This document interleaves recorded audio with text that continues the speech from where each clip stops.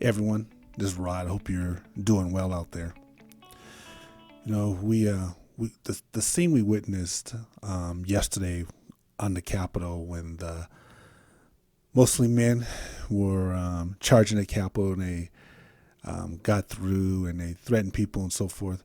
It's it's disheartening on one level and it's encouraging on another level.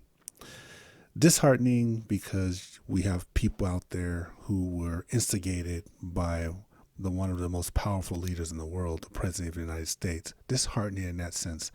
Disheartening that we see people that have such disregard for our Constitution, such disregard for law, such disregard for people in law, for our senators and our Congress people. Such disregard for having an end game in mind as they barge through this place, and who knows what they were going to do. I'm not sure how serious the threat was or not, but just this disregard was disheartening. Disheartening in a sense that the way the police handled this situation compared to other situations where we did have protests in this country, and it was such a disparaging difference in how it was handled, which was disheartening. And myself and a lot of other people feel this way, is that the way the police handled this was the right way. Nonviolence, patience, it was the right way.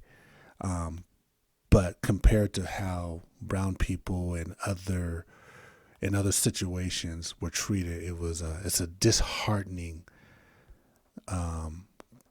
contrast and a painful contrast. But it exposes that. It exposes that there's this severe difference. I think that one of the worst things you can do is barge the Capitol, break through the Capitol, climbing walls, break through windows, threaten Congress men and women and senators. I think that's the most disrespectful, dangerous thing you can do.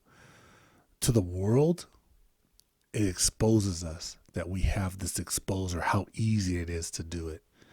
It's a very dangerous situation as far as politically. But the upside of it, if you can imagine there being an upside, is that one, it exposes this great difference that we have as far as how certain groups of people are treated compared to others.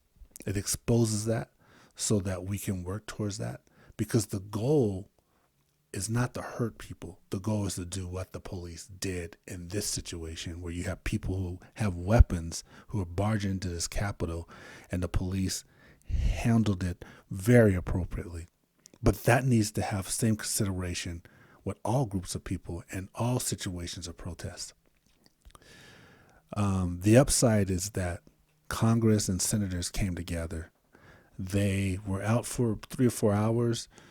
They showed tremendous courage and strength as they came together and united as they confirmed the electoral colleges for the next president of the United States, Joe Biden.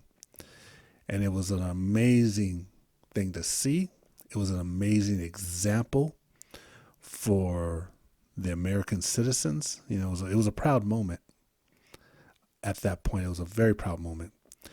And also, it was an example of Americans that are going to come together. It was dark, it was ugly, but as in with the history of this country, like with 9/11, civil rights, other situations, police brutality, other situations, the country just comes together. There's just a point where you see something that's so ugly, the George Floyd situation, that it's just so ugly that the country just comes together.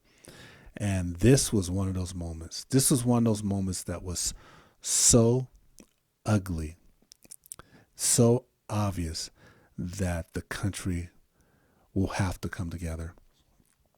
And those men and some women who marched the Capitol and went through the Capitol. I'm sure they think it was a proud moment, but it was a stain.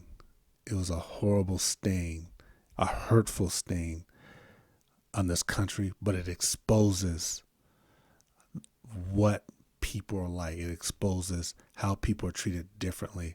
And that's a good thing. That's a good thing. So anyway, that's all I have on that today. Peace and hope, everyone.